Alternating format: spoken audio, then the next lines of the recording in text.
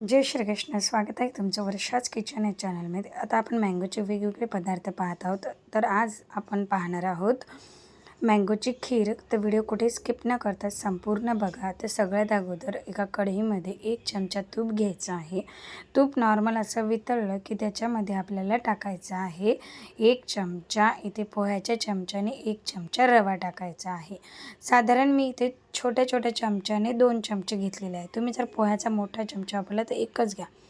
तर तुपामध्ये खरपूस भाजून घ्यायचं आहे. गॅसची फ्लेम कमी ठेवायची आहे. रवा कमी म्हणजे अतिशय कमी वापरावं लागते, कारण रव्याने लगेच दाटसरपणा येतो. आणि जर तुम्हाला हा स्किप करायचा असेल तर तुम्हाला दूध घट्ट बनवावं लागेल, पण रवाळ खीर जी असते ना ती रव्यानेच मस्त लागते.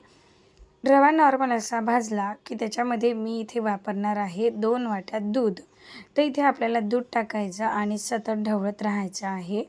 परत बघा, एक छोट्या वाटीने 2 वाटे इथे मी दूध टाकलेलं आहे आणि याला व्यवस्थित मिक्स करून घ्यायचं आहे. आता याला मस्त उकळू द्यायचं आहे आणि याच्यामध्ये आपल्याला एक ॲड करायचं आहे परत, ते म्हणजे 1 चमचा दुधाची साय.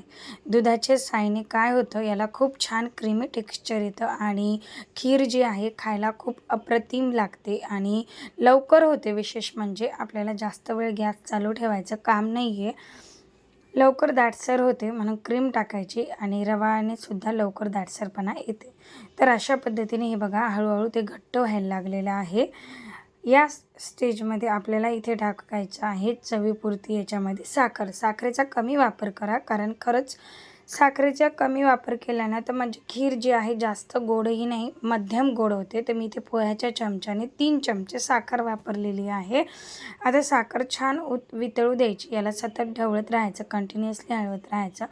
थोडेसे काजू बदाम कट करून टाकायचे आहे आणि काजू बदाम करून टाकले त्याला अजून दाटसरपणा येतो.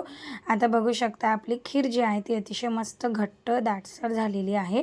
तर गॅस बंद करायचा आणि खिरीला काय करायचं, थंड व्हायला ठेवायचं. म्हणजे काय, आता याला मँगो खीर बनवायची आहे आपल्याला. तर हे जे आहे ना पूर्ण थंड होऊ द्यायचं. गरम याच्यामध्ये आपल्याला मँगोचा पल्प नाही टाकायचा. खीर पूर्ण थंड झाली की मी इथे एका मँगोचा पल्प करून घेतलेला आहे, असा दाटसर बनवलेला आहे आणि त्याच्यामध्ये थोडे आंबे असं जाडसर ठेवलेला आहे. म्हणजे हातानंच कुस्करून घेतलेला आहे, तो मिक्सरमधून बारीक करून घेतलेला नाही आहे. काय ना मग त्याचं खायला खूप छान लागतो. मग तो मँगो पल्प त्या आपला खीर जी आहे पूर्ण थंड झाली की त्याच्यामध्ये आपल्याला हे टाकून द्यायचं आहे आणि व्यवस्थित मिक्स करून घ्यायचं आहे. जर आपण गरम याच्यामध्ये जर मँगो पल्प टाकला ना तर दूध आणि मँगो पल्प नासायची भीती वाटत असते, म्हणून गरम याच्यात नाही टाकायचा. पूर्ण थंड झालं की मग टाकायचा, कारण याच्यामध्ये आपण कच्चा मँगो पल्प वापरलेला आहे. त्याच्यामुळे पूर्ण थंड झाला की सर्व करताना आपला मँगो पल्प टाकायचा.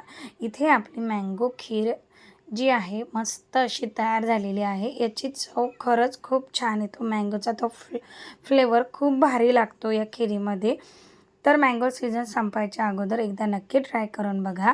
पूर्ण व्यवस्थित मिक्स झाल्यानंतर याच्यावरतून मी थोडेसे ड्रायफ्रूट्स अजून कट करून टाकलेले आहे, गार्निश केलेलं आहे, सजावट केलेली आहे.